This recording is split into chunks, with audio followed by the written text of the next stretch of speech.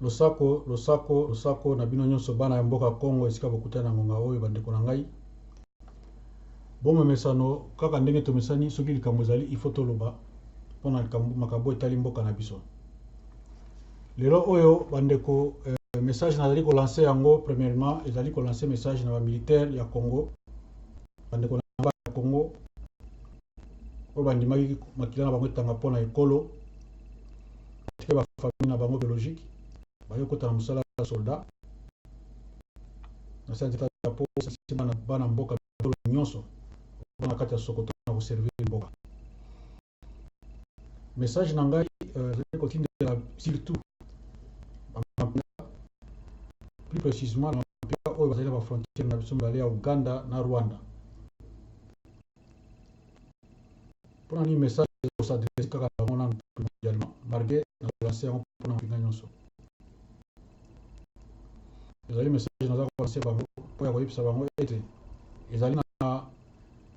rebelle moko ezali en gesticulation na frontière wana epuis kolanda mpe na frontière ya Centrafrique kuna na Zoko na Mobai Mbongo Equateur. Nazali kolanse bango message boye bana ya mboka boye baisika bauti depuis 97 souffrance nini moni pour défendre ekolo wana complicité ya ndenge na ndenge na mikakata ya ndenge na bapasi kolala na zamba na babula bomoni ba famille na bino ndenge na bazamba mpona bitumba oyo etali ata lokumu ya mboka te etali bapaya baza koya koyiba. Naza kolanse mbela na bino bandeko na ngai moko te asazarde akende na bagroupe oyo ya rebelle oyo balingi komonte mpo ya kosala rebellion na Congo. Eleko oyo ezali lisusu eleko ya rebellion te. Eleko bozali kozela ezali mpona amélioration ya vie na bino sociale, kobatela bana na bino, kobatela ekolo, kobatela peuple na babien na ye. Ezali kozela bitumba oyo ezanga ntina te na intere ya bato mosusu ya bapaya. So toza koloba yango parceke tozali na bainformation nyonso. Homme politique banti avant na koma musika nakoki kokei na bamponami tant politicien ekoma bato na élection baponi moko na bino mokambi ya mboka na cour constitutionnelle ya mboka ndenge bainstitution esengi ndenge constitution elobi mona bino boye na manduki te bobeta université mpo boyo ebonga wana tomoki kokema politique mpo bozobonga wana moto azo ebonga bokelaki na baponami mpo moto azo ebonga moko azwi ebonga soka nde moto azwi ebonga ayaki na masasi te azwi pouvoir wana na masasi te azwi mbende wana na masasi te azwi mbende wana na politique ndenge esengelaka mpo motu akomusa bongo na politique alasisa yango aconvaincre population ete baponami na ponami emoni yango esalemi mpe aprete serment aye na masasi te. Mais bino ntango bokwei officiellement yango bokwei engomba na bino boni ekoma oleba osala bitumba politique continue na ndenge ezalaka na bingumba nyonso ya continue politique ya bongo kosala bakili politique mpo ya koluka ke mboka ekoma nzuku kalu ekoma bien na ordre bo appuye yango soit na opposition. Mais boza kokende koluka manduki mpo ya koya kobebisa pouvoir yango. Mais sikoyo na kotuna bino motuna manduki yango bokobeta na yango na nani na population na bamilitaire congolais oyo aza na ser d'état drapeau to na oyo bobengi bapaya bamilitaire ya bapaya eza motuna liboso bovanda bomituna ata soki oke na zongo yo moto olingi ocrée rebellion vanda kanisa ntango ozosala zongo inene okanisa na mayo nga nazobimisela yo sikoyo.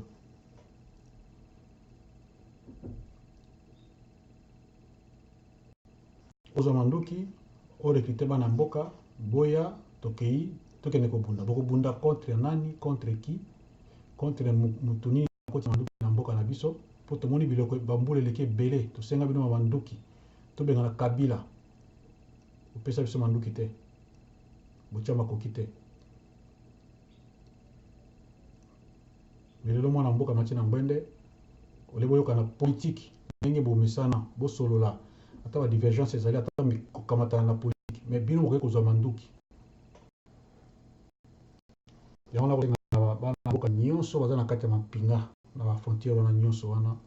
moko te akota na ngomba wana na bozoba wana parce que bokosuka kaka na nzela bokozala écrasé bokokufa bokobeta na baninga na bino bokozwa mpe eloko te car eza na avantage ya Kagame na Museveni les mêmes personnes basala na Kabila les mêmes personnes que Kabila aza connivence na Kagame ba même personne baki kosala business na Kagame apesa bango manduki na ba mercenaire rwandais bakota mpo bapanza mboka na intérêt ya Kagame na intérêt ya bana Congo te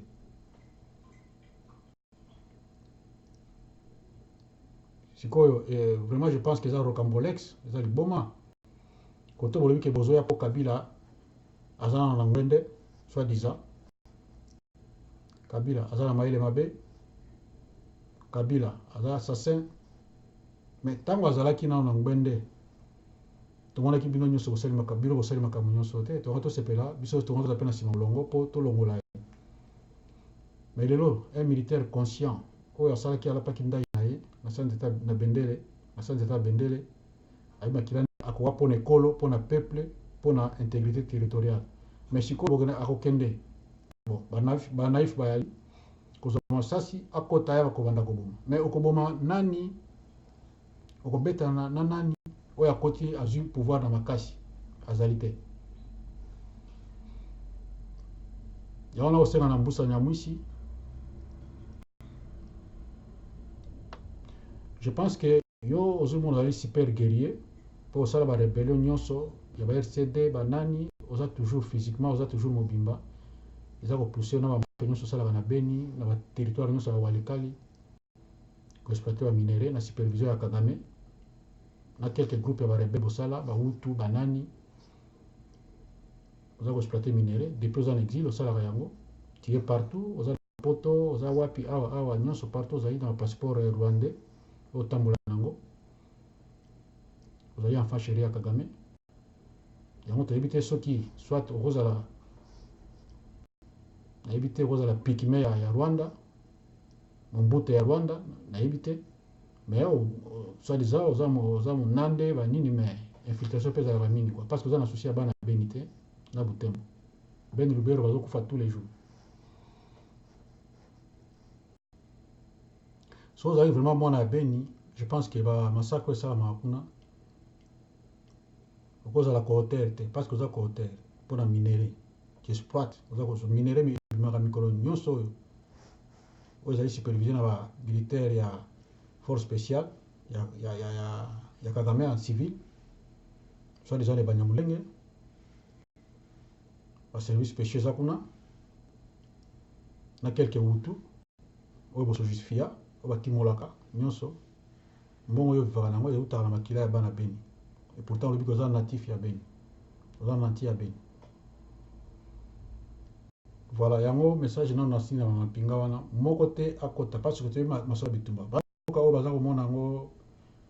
ekoma lokola momesano baiva bitumba te bayebi te ntango moto epelaka ndenge bana bakufaka ndenge bato bakoma lokola banyama kwa yango nasengi na bandeko na nga nyonso wana oyo bana akse ya sokoto sikoyo moko te asima masasi moko te asima manduki bapesi yo mbongo zwa mbongo wana lia yango kosima masasi te soit ozwi monduki no baluse epai ya moto oyo apesi yo masasi mpo ya koboma bana mboka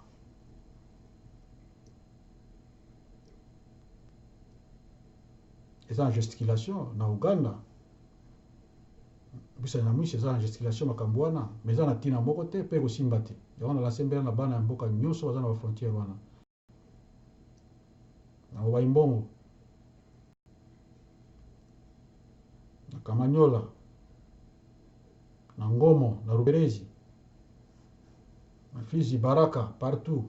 Kalemi tina kota Ituri kuna nyonso tu oyo nyonso aza mwana mapinga akendaki mpona kobatela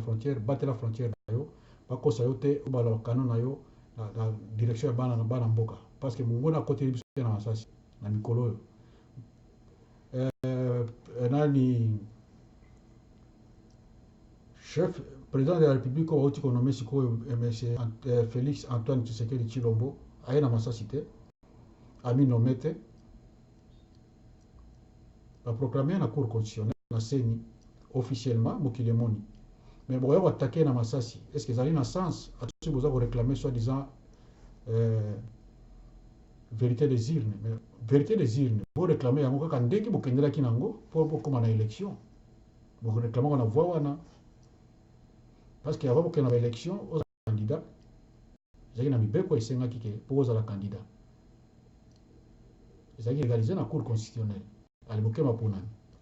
ezalaki te koye na masasi okangi cour constitutionnelle na kingo olobi soki nazwi te na kobaluka so manduki oyo na koboma bino nango te boyaki na makomi na basignature na bible ya mboka alors il faut boréclame yango toujours na soit na boko boza kosala bamanifestation mpo boréclame yango soit kosala opposition mais bokoréclame yango na masasi est ce que cour constitutionnelle botiaki lisasi na litoi mpo accorde bino bozala bacandidat ou bozala bacandidat présidentiel non donc boréclame yango na voix oyo bino bokoki koréclame yango mais mpo na masasi en tout cas biso toboyi yango kolasembela na bana mboka nyonso bazala vigilant ozala contre ou ozala pour président aza en place mais masasi nde te osali 18 ya kobunda awa mpona koluka ke Kabila aza mopaya Kabila aza en connivence na Kagame Kabila aza en connivence na Museveni basoda rwandais boye na boye osali 18 ya mobimba tozalaki na bainformation nyonso baza koyebisa biso yango tozoka na matoyi ekufaki mais koma kaka bino wana na lingomba na bino boye koluka parrain Kagame lisusu ke Kabila alongana na mboka te Kabila travailla na Kagame mais azana na mboka yango to il faut kaka mboka eza libéré oui mais so mutu yango bolobi eza libéré mais bino boke kozwa susu kaka mutu bolobi aza occupé atina élément ne baoccupa mboka na biso omoi te ekomi maboma nde ekomi kosala bacongolais soit les autres congolais eza maboma mitu eza susu normalité pays eza occupé na barwandais na armée rwandaise armée ougandaise depuis kala tobelelaka yango mais chef ya baarmée wana bachef ya baarmée wana Kanguta Museveni na Paul Kagame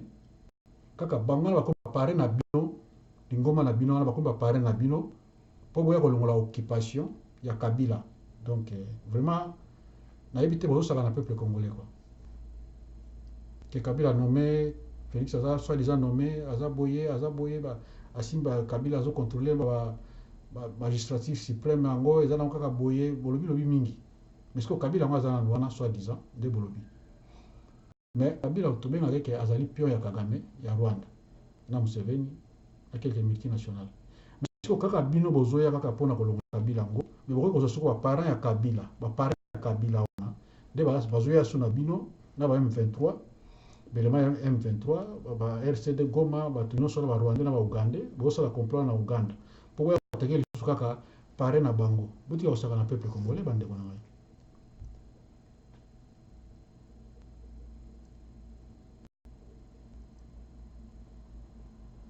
wana eza betape naza kopesa boyeba ke ekozala voué na échec parce que eza mpe na badétermination parce que eleki quoi donc voilà yango naosenga gouvernement eza en place sikoyo eza pouvoir oyo aza garant ya nation soki akotya bakoki soki kaka rébellion kaka ebandi paf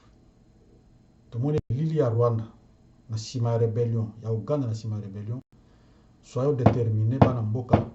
je pense que ekozala mpe occasion mpo tokota ntina Rwanda quoi on est capable tokota ntina Rwanda parce que soki kaka fuite ezwami ke rébellion ebandi oyo bolingi bosala wana bozwi bana mboka botia bango étiquette comme technique na bino nde bosalaka mais ombre ya Kagame na nsima wana je pense que c'est le moment oyo toprofite mpo tokende mpe ntina Rwanda oyeke totika tovivre kaka tovivaki na ba 96 97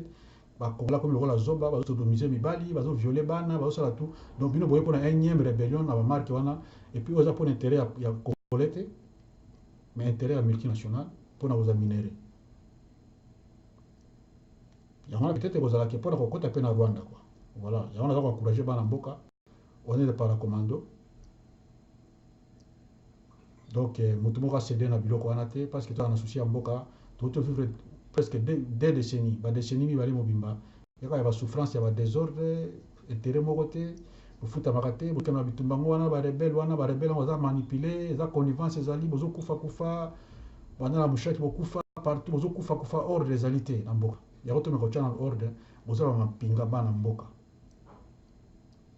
mission ya soldat na mboka ezali patriotisme ezali sauvegarder territoire na yo bate ya yo kozwa na armée na peuple na yo na babien na yo soko oboni okoka te otiki sokoto ozongi na vie civile mais aza na engagement wana il faut rendre quand même il faut asala rôle na ye bandeko na ngai il faut jouer rôle na ye so moni rôle wana eleki yo mbeka tika na yo zonga na vie civile tika bao bakoki baza capable basala yango basauve intégrité territoriale na peuple na babien na ye mais comment bino bokoma wana bazomanipule bino et puis comprendre bazomanipule bozo jouer rôle na bino te bokomi basi ya baninga mosusu yango toyebi ke soki eza rébellion Kagame aza su na nsima wana bandeko na ngai il faut tozala déterminé eza mboka na biso occasion epesameli ke passation ya pouvoir na mboka na biso kwake nyonso ezobima wana mais tomoni yango mwana mboka moto azali na motu ya mboka donc mwana mboka wana topesa ye chance démocratie ya malongo ekota na mboka soki élection mosusu koya nsima ezala kaka ndenge wana oyo ezalaki lelo boye na masasi bobeti bobomi oyo akimi na bato na ye libanda ndenge ezalaka na deuxième république bakimi bake bakosali mwa confrérie mwa eloko baya susu babunda bazwa susu pouvoir babengana bayaki omoi teke tokovivre ti 100 ans ekozala kaka ndenge wana mais oyo kami ezali nzambe apesi mwa chance mwa ya alternance yango kwaki ndenge bozolobela yango eleki bien te eleki boye mais officiellement eleki ke aleki wana oyo azalaki alongwe président Félix Tshisekedi aleki wana na masasi te cour constitutionnelle a validé alobi ke oui ye moto aleki donc ça va c'est ça mobulu ebimi te bato bakufi te peuple azwi esengo kwaki na pouvoir nyonso moto nyonso opposition ezalaka toujours jamais moto nyonso akolinga motu eza bao baza koconteste c'est normal boconteste yango politiquement eza masasi te boya koatake régime ya président Félix Tshisekedi est-ce que eza vraiment sens bokoatake yango na masasi na sens nini oya kokombattre yango démocratiquement boza kodenonce ndenge eza na mokili tozwa quand même alire yango ya ndenge wana po badebe ezala pouvoir ezala équilibré non boya na masasi wana tolingango te masasi bozoya nango mpona occuper baterritoire baportion minier nyonso bozongela ndenge wana parce que Kagame aza déjà na voie ya koperdre babiloko oyo aza kozwa ya mafia wana yango wana bino sikoyo bobima bavale na ye eza mama mingi kwa eza mama mingi towana barapport towana makambo nyonso tu oyo bolingi bosala wana na balingako mosusu mpe boyaki borekite parmi bao borekitaki wana boza na Uganda na baémissaire botindi na kati ya Kinshasa na botindi partout misusu toza na mwa contact soki tozalaki bato toza banationaliste te bapatriote te peut-être tokozala mpe na bagroupe wana mais nous toza tosali baarmée oyo ya keke yapesanga lipa na nguba te quand même biso osali armée ya malonga oyo avec banotion oyo toyebi ke naza wana mpona nini nalati teni mpona nini mpona fantaisie te voilà ya wana nilobake il y a quelques officiers supérieurs na généraux oyo baza déjà contacté na Kinshasa et puis na côté ya est mais mosusu baza kodésiste toujours balingi te baza na moli ya mboka balingi kokota na biloko wana te balingi kosede te parce que eza aire moko ezofamba ya sika toza na bainformation nyonso toza mpe na bakombo na bino surtout baza na Kinshasa quelques officiers supérieurs na officiers généraux toza na bakombo na bino mais tolingi te bosala baerreur wana poso bosala yango bon bientôt soki bino soki tomoni ke bamouvement bandi déjà tokodénonce bino déjà bakombo na bino comme ça vous allez interpeller le pouvoir en place vous allez devant la barre devant la justice pour justifier conspiration bon niveau ça là quoi donc voilà donc bon niveau ça la sabotage pour saboter le gouvernement ou le futur gouvernement la plan na bino vous ça wana mais tu as la liste il y a quelques-uns déjà na ba comment na bino boza ya wana ko pesa bino moi théorie moko ke Tant que vous allez moutou, vous avez chargé la garde présidentielle, pas prétorienne, garde présidentielle, service intendant Césali, il y a un chauffeur bazali, un mécanicien, nous sommes bazali. Vous avez un diplomate ni bazali dans l'ambassade. Donc vous avez pour la présidence de la République. Président Soka yakina mwa batunaye, l'air pour elini mandana ici, a uza quelques groupes batunaye qui mais batu baza toujours wana bazali. Bakotika la wana pour la présidence ikawa ya ndenge utu sala mana Congo. Na mboka na byo sikoyo. Et non ceux qui ozawana otikali, donc otikali parce que ozalaki ozaolinga wana ou bien wana ou mususu azolinga arrêter pouvoir yo siko ozala po osa o manigase osala babiloko moko ezanga stina ba sabotage quelques sabotage non ezana tina moko te. Eza serment na yo te. Vous avez militaire pour y mboka, pour y sauver mboka. Dans la présidence de la République, ils ont mututé, ils ont bonga muto, ils ont muto, ils ont mandaté na peuple. Ceux qui sont ici là qui, yo otika la wana pour na jouer toujours musala na parce que yo sont habitués au yebindenge tabola. Tant que militaire, vous avez la garde de corps ou garde de sécurité quoi, vous avez muto sécurité pour garde de corps, cause garde de corps ya muto. Garde de corps ya muto toujours nzabe quoi, na esprit na yemoko garde akaye na intuition na ye quoi. C'est ça que la garde de corps ya corps na yo. Mais tout le monde a quand même souvent la garde de sécurité quoi, pour sécuriser l'environnement ya autorité. Vous avez sécurisé yango na observation na tout. Mais nzoto na yemoko azali garde de corps nzoto na ye am na ye na nzambe quoi na nature quoi. Eza yote. Vous allez pour garder périmètre ya mukonzi quoi. Voilà. Yango so ba choisir qui oza na service intendance ou bien na service na oza garde présidentielle. Donc linga qui ozala wana ti mokolo za pension na yo ozo sala c'est ça et ça la bien na mbandema. Mukonzi ya ki on se batika. Donc tout le monde est en musée yaki. Tama komaki azaki na désordre mais après quand même ba élément monsieur 31 brigade. Ba master na biso to bandana ko ba armée depuis bana mike. Batikala kana mboka to mona ka zoka pe misusu ba ko batikala ba chauffeur na service intendance ba ko baza ko ma président de la République. Oya utiko longwa. So comment il va garder les prétoriens, va bien assurer bana mourate mais va bien avant c'était les bombele, va bufata, c'était toujours les 31 brigades, va master on a combattu on a Tchad, na ba Moba partout. Kabila zokama quelques-uns va sala résistance na va côté Kalemi kuna, va zaki capitaine Loki, major Lokilo. Batika na présidence, ti le bazali. Ba jouer na bango, on a pas utiko ke on batika. C'est bien tout ça en ambiance na ngwana mboka ke.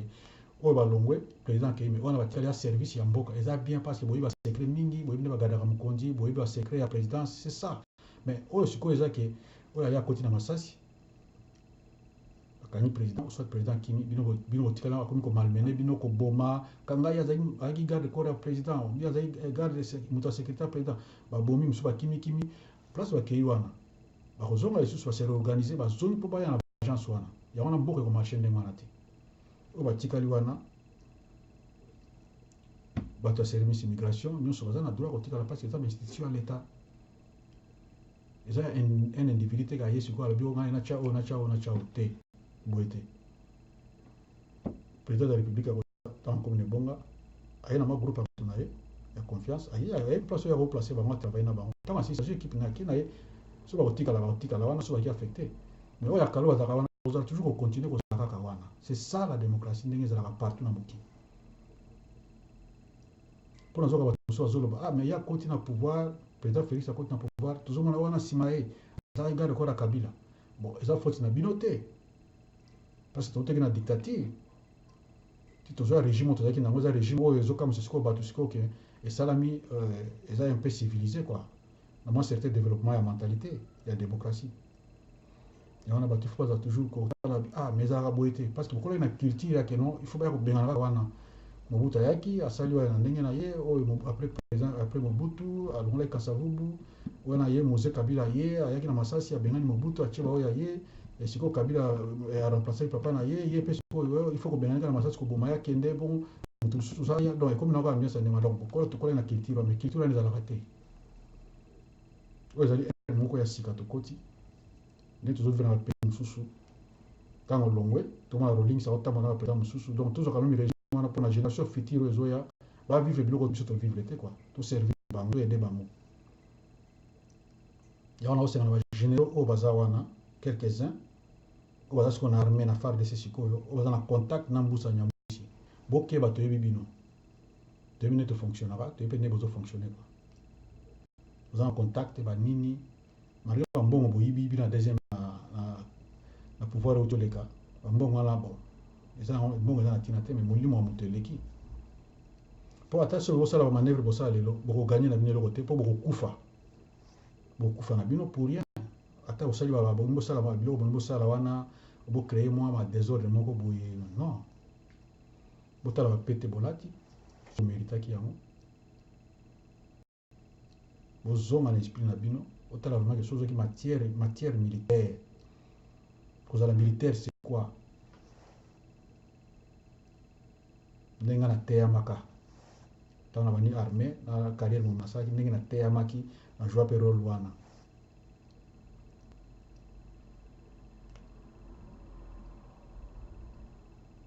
toyebi nayebi bakombo na bino toyebi yango toza trop motivé même parce que toza na kanda mboka wana babiloko Kagame asala bakunda bamaster na biso mibimba baaéroport bakavumu kuna ntango bosalaki babiloko na bino ba RCD babiloko ya RCD Goma ondeka nayebi yango boponi bato bazalaki kuna na 12e région militaire ntango ezalaki commandant ya région militaire bolobi babonika aza incapable mpo tozonga tokende koatake susu Laurent Désiré Kabila deuxième guerre wana bosalaki ya RCD botiaki bato oyo alingi takende koto oyo abonika aza capable ta tikala boponi oyo batikalaki nyonso awa boye kokende boyebi nini bosalaki bango ndeka noza témoin quand même kunda bango vivant basalaka massacre ebele na master quoi alors yango na sembela babiloko wana ekozongela so te Kagame c'est un méchant yango ekomsangaki so bosala rébellion yango bozonga susu Kagame azala pare na bino Kagame sikoyo ye azolela mpona nini bino lokola baesclave na ye boye bavale bobundele bobomeli bandeko na bino ye mpo aokipe kaka atikala kaka asesiri kaka bamere wana baportion mini azwa depuis 96 wana nde eloko nyonso to yango wana mpona nini boza assoife ya pouvoir mais eloko nini kozanga bonégocier tant que bahomme politique na pouvoir en place quoique badivergence ndenge ezala partout boarrange yango politiquement sans masasi boarrange combat politique combat ya démocratie combat politique na bongo na badébat politique mpo ya convaincre po masasi wana boye yango wana bon toyebi valeur ya masasi wana te bozwa yango mpona nini bokoboma nde bana mboka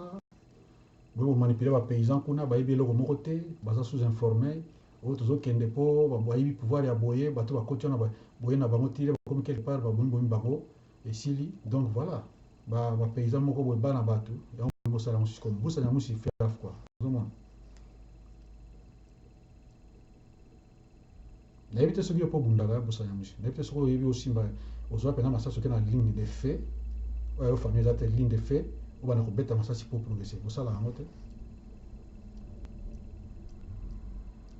peut-être bemba viva yango bobundaka te bobatami quelque part botindi bana bato bakufa mpona nini eza koteke mpo bosauve mboka bosauve eloko nini soki bozwa la rébellion pour faire quoi voilà donc message na ezalaki surtout na bamilitaire baza na bafrontière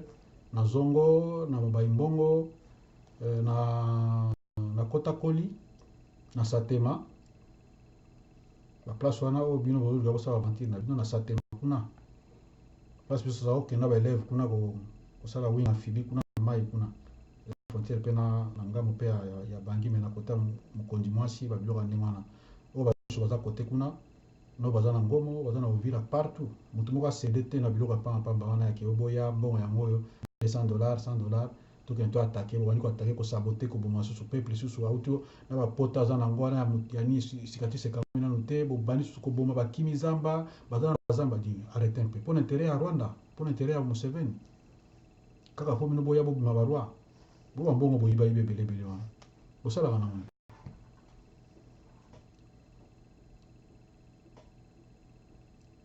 wana na suki nanu wana soki na kota na makambo ya occupation bon naoki bandeko mingi balobi ke non il faut bacontinue combat na bango ya combattre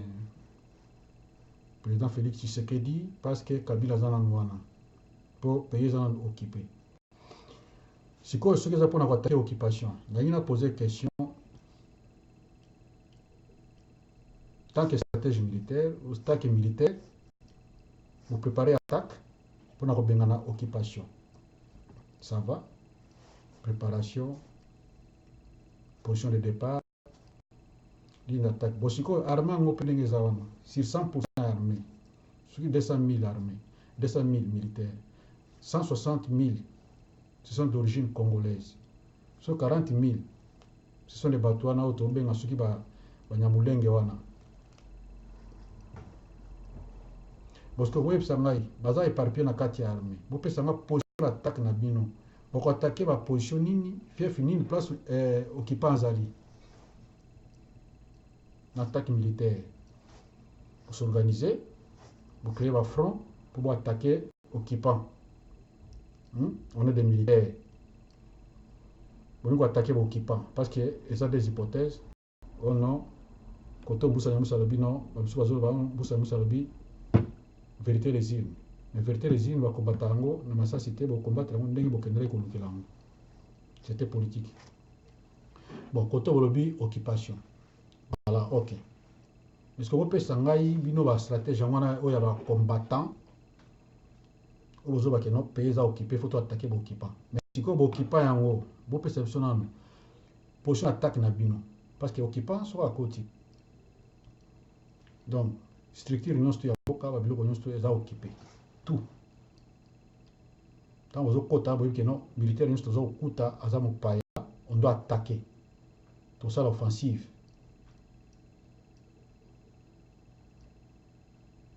to attaquer régime wana parce que bango tout ba occupa mboka na biso armée administration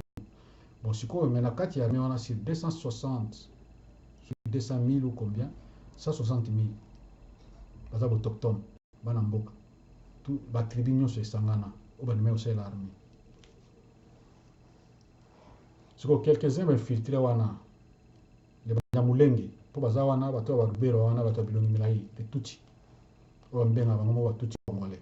sikoyo attaque na bino ekozala na proportion nini boko attaquer wapi boko banda ndenge nini ko attaquer quoi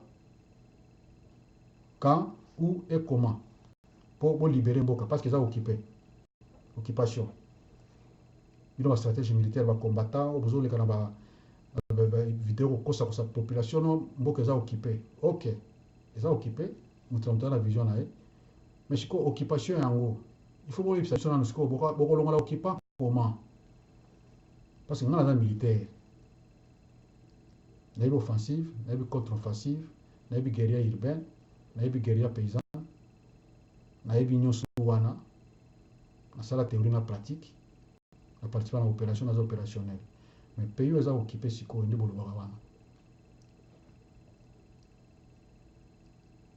boko attaquer comment pour na kolongola occupation on a question ou akoyeba ko répondre ngai asala biga répondre que bataka balongola occupant boye asalaka boye ba occuper mboka ndenge Hitler a occupaka France ou ba résistant ba na kati ya France ba bunda pour na ko libérer mboka alors bino siko websa ngai occupation na ya armo eza wana so websa ke no armée eza armée congolaise te mais nazana ba master nga na batonga na format baza wana ebele ba poste presque ebele bazaza wana ya forces armées zaïroises baza ebele na la garde civile na chasa wana baza ebele eza loka ba raus wana azaka ni civil mais bon a travaillé mi pe na garde civile akoma pe garde civile eza loka Elvis aza mwana njili baza ebele bana mboka siko tant bilo boza ko attaquer bango wana donc bango nde ba occupant bango nde ba occupé mboka na biso ko donc ba autochtone wana ba occupé mboka na biso kolongola kaka mo ba infiltré tuti wana o Banyamulenge wana musu ba kotana pe na Congo mais ba changer face bango moko tango bazi pouvoir na Rwanda ba mi komisi ba Rwandais bango moko bari ba botama na Congo ba kona ko le bisengimana la azali tout officier de renseignement ya garde civile ya Baramoto na Congo wana kenda ifo asala tout bon baza pe wana ndeto benga bango wana to bango infiltré mais ce que web sanga occupation wana occupation siko to longola ngo ndenge nini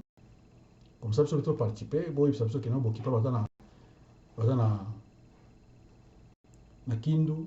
Kabalo Kongolo Kalemi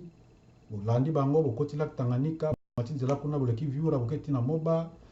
zongi boye boleki bakabimba boleki bakasanga mutoa bokoti Uvira kaka bokipa ne ba militaire to baza bokipa ali bolandi bokoti Uvira ali bokeba boleki bangoma bakamanyola bolandi ti koma Bukavu wana bolandi siko nzela pemene Kivu ti kolanda siko po boleki ba Minova bo matina Goma na bakanka tindo wana nyonso bokiba ba vichumbi tu wana zaka okipe kaka na basoda bapaya occupation okena tona na mwanda na kamulai kari jafe kuna nyonso basoda bavandi kuna baokipa kina Equateur na Bumba na Kisangani na Kandu Kusa donc partout na Kamina na Bakabongo partout kuna nyonso to kaka ba militaire tout baza okipa donc to na balinda attaque eza ebele ya koatake baokipa c'est ça.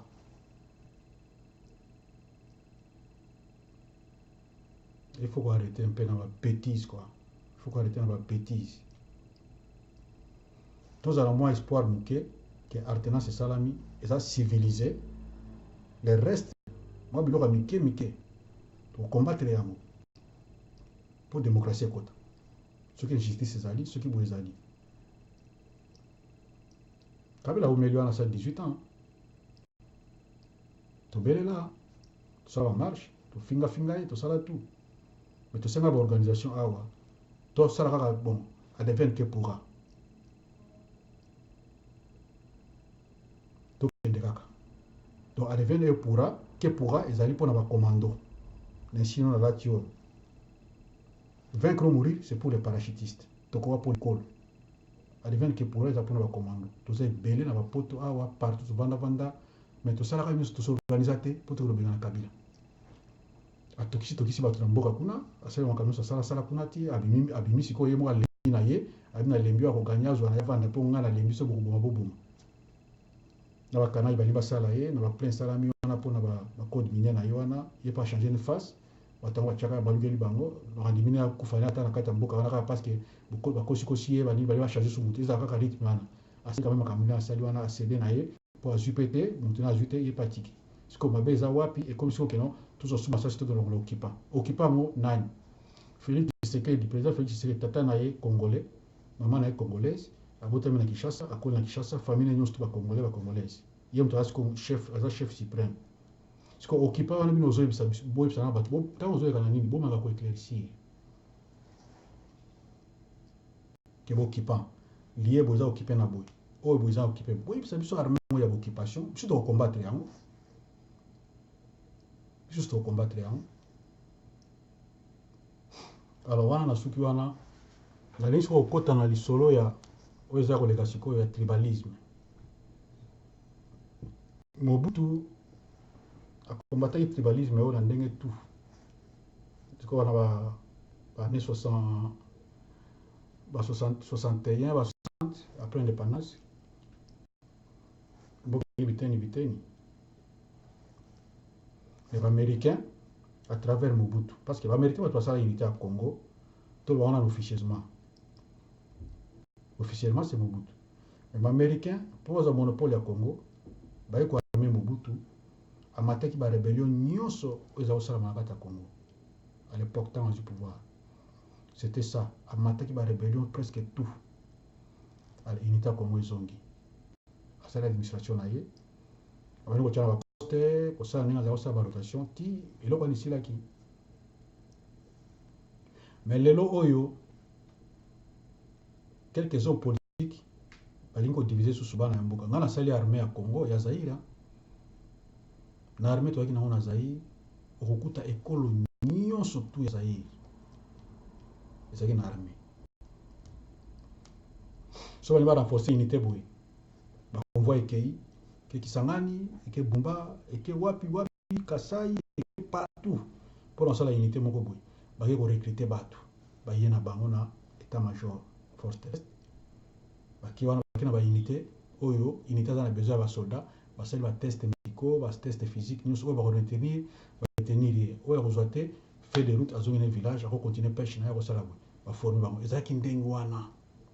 Ils ont qui unité à Congo. Armée, à la bombe. Mais les lobbies en politique, ils vont créer un tribalisme. Conséquence, c'est que bien monté. Bino parce que tribalisme wana kosuka kaka na baparti politique na bino kaka ke yo Fayulu yo Muzitu parce que UDPS ezali parti maire yango na palu na UDPS yana bato tu mikolo tu eza ata mpe baparti bosali nsima wana baparti faro bosali ya mike wana eza mpe na mabe mais sikoyo boyebisa ngai biloko asike kosuka kaka na baparti politique tribalisme ozocreye non oyo kozala non tribunal ekolo boye parce que oyo wana bakolimo te na kati ya administration eza colonel aza moto ya bandundu oyo aza mongala oyo aza moluba donc ti ekoti na bahopitau docteur ya moluba azwi moto ya bandundu donc tribalisme ese kotekeli to wana baguerre tribal atubi etonga mabe oyo bandundu abia oyo aza moluba aza mokongo ndeko na abomi tonga mabe bokeba na barepercussion na baniveau tout biloko ya tribalisme ozolukana bokosilisa mo te tribalisme eza mabe toboyi te eza biloko mo naturel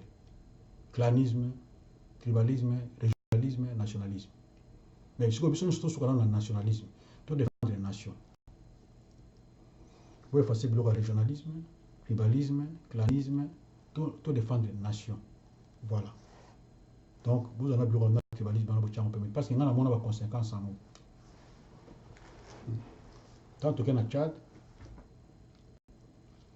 tokuta au moins batendance ebele na kota nord na Mundu Colonel Kamuge na nord sud nord est kuti Gukuni Wedei Senabre na kote mosusu tokuti ya Silamat bazalaki ebele baobundabunda kaka oyo asali groupe na ye bani bazobunda ezalaki terrible tokuta Kao na Tchad Kao moto akopekisa azalaki te ti communauté internationale moto akozwa décision bokende bosala gouvernement d'union nationale de transition oyo Gukuni azalaki nango bosangana mpo eleki Kadhafi ayaki kota ya motu moko donc comme Rwanda aye kuna akoteli oyo Uganda akoteli oyo oyo akoteli oyo ezalaki catastrophe bozoloba wana ya oyo bozoganganga awa na baréseaux sociaux créer batribalisme wana boyebi kotasa tribalisme te boyebi te bandeko na ngai ezalaka terrible oyo eleka na Rwanda ebandaka nde bozobandango boya na baréseaux sociaux kogangaganga boma mutu boye tika wana boma boye ebandaka nde wana boma tuti yao bomonaki oyo elekaki na Rwanda mboka ezali mboka na bango epanzanaki bino mpe bokopanzana na Congo kasi teke soki ozoloba oza na tendance ya mutu moko boye oza na tribu moko bobi ekolo moko boye nde yo oza danse te wana kimasi wana bozomona eza ya pamba ntango eyindaka ko oyo bazoboma baoyo oyo bazoboma baoyo oyo bazoboma baoyo ezalaka moyen ocontrole ezalaka so te ti mboka mpe epanzani mpe bokoganye mpe eloko te na bino ozala boko biso kaka boye biso bato ya bandundu oyo biso bato ya Kasai oyo biso bangala bokozwa mpe eloko te mboka mpe kopanzana bokorekolte bibembe alors bino bato bozoprovoke wana surtout nazomona bato ya lamuka bozoprovoke biloko wana eza politique eza na tribalisme te poke na baidéologie politique yango nalobaki no bon mboka mpe oyo aza wana azali chef suprême aprêter serment ezala ndenge bozoloba te aza na droit ya koaplike mibeko oyo euti kopesa ye pouvoir wana constitution bapesi ye buku wana bapesi ye na imperium ezali bomoni armoirie wana yango wana nde imperium donc aza na armée eza na maboko na aza chef suprême lelo akobengisa mpe armée moko ebande ye baye koede ye baede mboka na ye aza na droit parce que asa apretaki serment akola mpe na oni abina apesi bino 24 heures mpo na réseau boye bobima bokende aza na droit parce que constitution ya mboka cour constitutionnelle epesi pouvoir wana aza na droit ya koinstruire juge bien procureur de la république na mission tel kanga mutu boye change la général wana sali boye aza na droit selon constitution ayo kopesa instruction pour attaquer mutu nyonso aza kokende na incitation à la haine tribale incitation ezali condamnable parce que incitation à la haine tribale ememaka génocide na mboka bayo mpe kointerpele mutu alingi oba te ko parce que wana boye obie camarade nanga obie mutu na ngai azosala boye natikaka non soki ndenge wana donc ozorespecte mpe constitution te yo président de la république nous avons une masse d'incitation à la haine, les pauvres, nous avons une simple pauvre, on va ignorant. Mais bateau batama yelo bateau bakibata ba politique leader ba exciter le Kwana. Ce sont déjà à interpeller avant que comme trop tard. Il faut qu'attendre à la homme politique, à la président de la République, à la tant que monsieur Mouana doit exciter maintenant incitation à la haine tribale, il faut qu'on kangaye à que la mikonaye makamone sila za la exemplaire makamon pe sila na mboka. Quel que soit niveau na yé, quel que soit titre na yé, tant que passer na biloko ya incitation à la haine tribale, il faut l'interpeller automatiquement. Tout le monde a un pote, ma mboka ya batebele, mais écoute, quand mon paya na mboka ba pa, mon kolombo wana sali ka xénophobie contre un étranger, ba kangiye, kolombo ka ba kangiye. Bon yo na kata mboka na ozo tinda na incitation à la haine pour un intérêt na yo haine tribale, pour un intérêt yo moko personnel, intérêt à ba paya. Parce que kotinda yo za la bo pour za intérêt boka bolaka. Yo zo tinda ko simple peuple, petit peuple, oza ignorant, oza vina azulu kaza la bien, pour nous ça ele via bonheur, non ozo tinda on a des ordres entre banques. Donc, quand on est président de la République, ceux qui vont appliquer mes bien côté,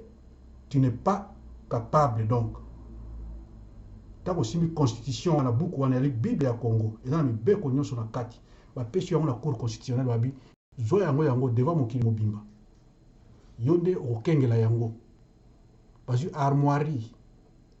la pêche ça impérium, tu es capable de retourner armée et défendre le territoire à un niveau nyoso, même avec le diable, pour défendre l'intégrité territoriale. Et ça li yom to zali garant ya nation. Mais tant un moutou abimi na makambo ya politique, à côté na régionalisme, na tribalisme, na clanisme, avec le cité maintenant un tribal, quel que soit nature na yé, quel que soit titre na yé, quel que soit gabarit na yé, mi beko il faut ekanga yé. Tant que vous êtes président de la République, tant que cour constitutionnelle dit que oui, et ça yo, même dans les colos, même là-bas, c'est pas Koko et Kangami. Donc, yom toza garant. Alors, il ne faut pas laisser biloko wana.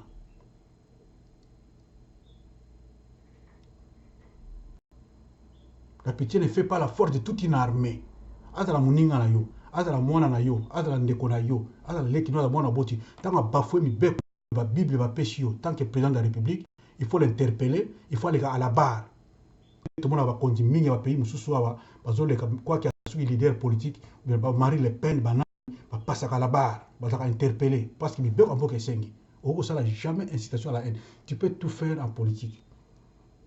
Qu'on critique politique à Mouninga, qu'on salaboye, qu'on filme à tout. Mais quand tu as battu, une incitation à la haine, vous transformer politique en tribalisme, dans Katamboka, vous avez Mboka. Vous avez construit une fois, deux fois. Tant que vous avez maté, il y a le Daniel Saf. Il y a que non, ce que vous avez 1960 zonga. Tu as la yango, tu as Congo, tu as Mekolo. Mais vous avez vous inquiétez, vous attendez, vous avez ils ont se propagé. Il y a des se propagé. Vous avez c'est normal. Les gens après après Troisième République. Une histoire ya mboka pena malamu te. Alors biloko oya sika wana ezo coller bango. Babota mtango kabila président na ba 18 ans. Biloko ne coller bango bazomona ngo normal. Yango ba ganga ki bazoleka bazoganga boma mulu bomolo. C'est ces jeunes là. Ba yebi kutu histoire ya mboka te. Mais biloko bato yebi histoire ya mboka. Boye passe mboka yoti na makambo tribalisme bato ba kufa ebele na Kisangani. Bato bakotaka bazamba tanga ba mulele ya mama Simba bakota bazamba ba pere ba famille. Bo vivre yango. Bozana ba 55 ba 60 ans. Vous avez des conséquences. Mais vous continuez à influencer les jeunes. Les jeunes, ils ont formé amour yamboka, amour patriotique. Notion de nation. Il faut que vous ayez des parlementaires debout, conscience, c'est ça. Pour le sauver. Mais bien pour l'intérêt personnel, il faut manipuler les jeunes là, les jeunes wana, continuer à avoir une incitation à la haine tribale, pas bomana. Les jeunes wana, au bout de 25 ans, 50 ans, 30 ans. C'était les jeunes de 15, 18 ans. Donc, il y a le côté. Il y a le régime à Kabila.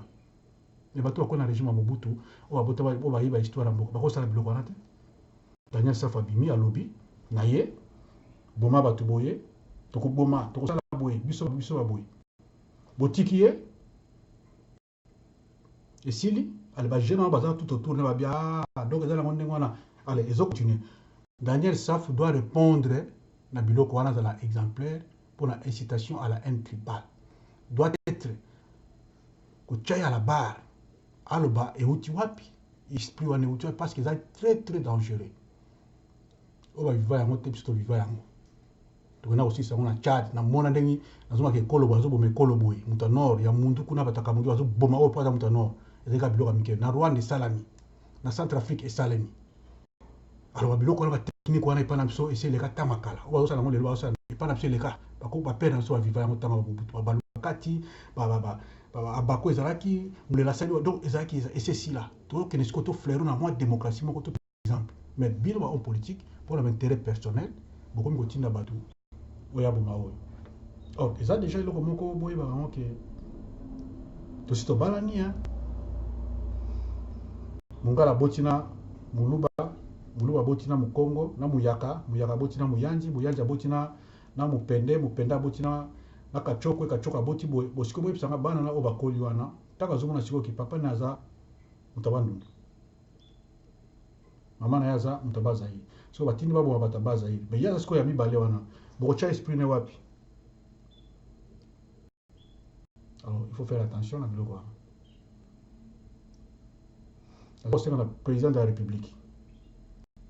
oza garant ya nation quel que soit oyo baza koloba biso olandi yango officiellement cour constitutionnelle a validé yo oza garant ya nation bapesi yo bible ya mboka devant mokili mobimba bapesi yo armoirie wana ya impérium c'est ça l'impérium l'armoirie là paix justice et travail bapesi yo yango donc mokili mobimba emoni donc oza na complexe moko te ya kobanga ko exécuter mitindo oza na kati ya constitution oza na complexe te okobanga mutu te quand il s'agit de appliquer loi okobanga mutu te quel que soit ami o bakomono mutu akomono mabe ye mutu aza hors loi mais soki oza na kati ya constitution oza koexécuter nyonso na kati ya constitution oyo yo simbi bible wana ibeko oza na kati wana quel que soit nani yango amono mabe amona mabe mais yo ozali sincère ya koappliquer loi. Incitation à la haine tribale ezali mabe oyo sozo provoquer yango il doit être sanctionné à passer devant la barre à se justifier s'il faut la sanctionner en prison. Bato bakoti pour l'opinion politique na prison basé belé bazo défendre des politiques pour la démocratie basé dans la prison belé na mboka na biso. Mais ces gens qui osent coexciter bato na haine tribale ba vana libanda bazo continuer yango botiki bango ndenge wana mais non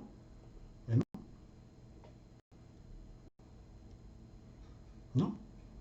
il faut continuer ndenge wana te quand même tozomona mona wana bili comme penza eloko moko kosama jamais na mboka moko bale kaka poleli na libanda bazoyema na bango mpe la police ezali bazoka bango ke bazo kolobaka no il faut koboma moi parti moko boya bato eza rocambolesque eza liboma mboka eza na loi te okoma ezala baloba bana koyemba ke no boma mutu boma muyaka boma muyanji donc mboka eza na loi te to bato mpe bavandi eleki nango mpe na bareseau sociaux na mokili bamoni yango rien ne s'est fait auteur akangami te aza inquiété te alors lobi okontinue obi tie ekoma sikoyo ekomi mpenza physique boma wana mpe ekomi exécutoire alors ekomi lokola habitude ekomi lokola ndembo afuta aboma babaki boma boye bango il faut bakupa bomaka bango yango nasengi na président de la république ntango oza garant ya nation il faut garantir nation wana kimia justice na travail bapesaki armoirie ya impérium il faut yo mto kogarantir yango justice paix et travail garantir yango eza na cadre ya biloko wana et puis buku wana ozwi ya constitution ndenge elobi ndenge okoaplike yango oyo akoyina yo ayina yo etali ye tant que eza na kati ya constitution lokola bapesaki nino ya pouvoir na cour constitutionnelle ya mboka eza magistrature ya liboso na mboka oyo yo mpe kotosa mais tant que constitution elobi ndenge wana on doit arrêter tout le monde pour kosokola mboka ne koma kimia Kagame soka meki ba bêtise na ye asali abine na mboka na pendant 18 ans asali okoki kosala. Mais cette fois sur ameki tozosenga ke même sur militaire baza mokie tosangishi na bapeuple na biso tokotambola ti na Rwanda biloko wana basala wana ke Rwanda etuti aza makasi kakamata makasi ya lokuta. Alors yoza président sika tosengi violence te tosengi eloko te mais tosengi intégrité territoriale na biso ezala respecté. Toyengi na président Mobutu kaka bambororo bakote kota arukuna baye na bangombe na bango na baarme ya chasse tokitaka na 80 so na 80 tokitaka mbala moko na arubunya to bengela na bambango. Donc intégrité territoriale basaka na nango te. Alors nyonso ezosala mwana ya batribalisme siko bapayana bakoprofite na biloko wana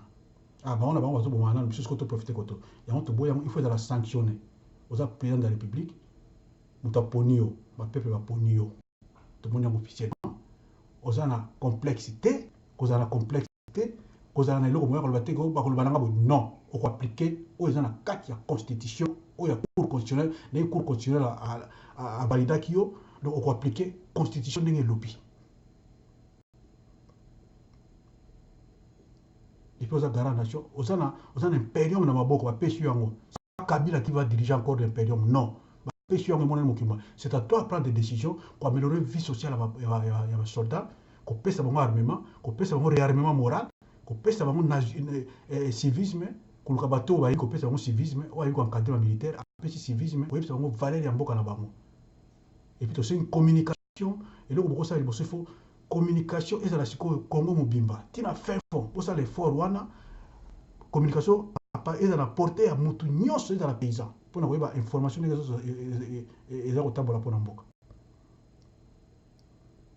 Télévision, radio, il faut comme tina ba fin fond na bazamba pour avoir di balamuki avec information parce que mboka ça ce qu'on a besoin. Alors, manque ya biloko wana nde mona mutu ya jina ba paysan kuna boba embusa nyamusa ye na ya koti na ye wana ya boya sans toketo bana bitumba. To bandi bango kasi ke bitumba bango ba yibitina na ngote. Bango ba timo na minere. Yamana mbaloka gana ko megati. Voilà, on a dit que nous mais surtout nous avons pour les militaires ou à la frontière de Tangi. Mon côté a osé parce que beaucoup sous quand on a dit là vous allez écraser or que vous allez la maille les moko boui. Réclamation il y a impérium il y a vérité des urnes bosse na yango ndenge bokendela ki kozwa yango koluka yango. Kaka mi beko na ba pesa ki bino ya kolukela yango ndemi beko na pe sengela yango que nous avons revendiqué nango. Et ça m'a cité to boy. Voilà. Na soki bo bande ko nangai.